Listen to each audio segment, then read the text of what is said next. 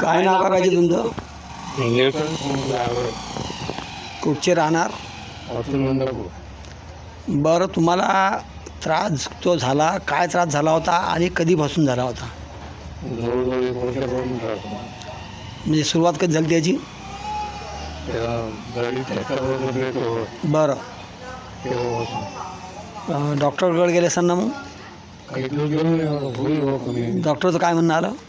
Doctor मग वगैरे करायला लावला. हां, तुमच्या मनगत घ्या पाय म्हणे. बरं, ते मग ते तो बेड दिला हो, आणि काही औषधं दिले. गोळ्या वगैरे बरं कंबरची मालिश करायला ते घालून दिला पाय. बरं, मग काही फरक पडला का तेव्हा? त्यात काही फरक वाटला नाही मला. आता या गोष्टी किती दिवस झाले? आता 15 दिवस झाले मला. 15 दिवस पहिलीची गोष्ट आहे.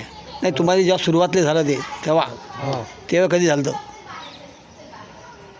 माझ्याकडे यायच्या पहिले आता ते 1 महिने का करू. 1 महिना अगोदर. मग तुम्हाला माझा कसा पत्ता लागला?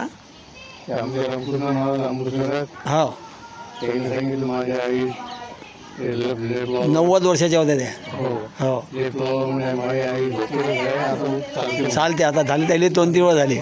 त्याच्यावर आमचा विश्वास. हो, बरोबर. मग तुम्ही माझ्याकडे आले. ते मग आपल्याकडे माणूस आहे, हो, तुम्ही या. हो, हो, आलो. अच्छा. आपण त्या दिवशी एक लेप लावला, या लेपाने तुम्हाला समजा 15 दिवस राहिले. हो. तर पहिल्या लेपात जो तुम्हाला तकलीफ होती, हो. तर त्या आज रोजी तुम्ही काय काय काय फायदा झाला त्यात?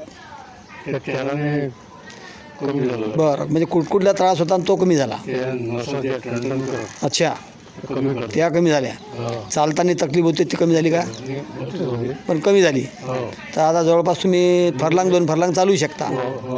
वाकून चालला की तेव्हा. बरं, आता वाकून चालायचं काम नाही. नाही, ते काठी आहे सोबत. बरं बरं. तर पहा मित्रांनो, यांचं वय जवळपास 75 वर्षाचं वय आहे.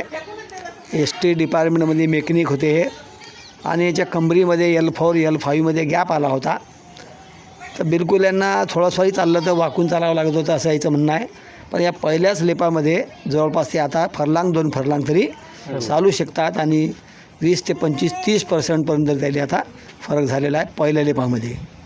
तर हा व्हिडिओ अनेक लोकांना पाठवा. तुम्हाला कशी वाटली ट्रीटमेंट? हे चांगली वाटली. इतर लोकांना हे करायला पाहिजे. ओके. तर हा व्हिडिओ जास्तीत जास्त लोकांना पाठवा, जेणेकरून अनेक लोकांचा याच्यामध्ये फायदा होईल आणि काही जास्त लंबा खर्च नाही आहे.